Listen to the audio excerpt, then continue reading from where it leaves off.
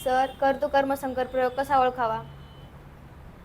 बघा विद्यार्थी मित्रांनो, आत्ताच्या मुलीने प्रश्न विचारलाय काय, सर कर्तृ कर्म संकर प्रयोग कसा ओळखावा?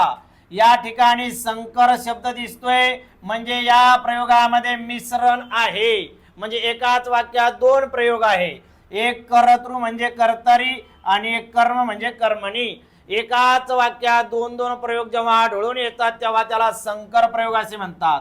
सर मग कर्तृ कर्म संकर केव्हा असतो?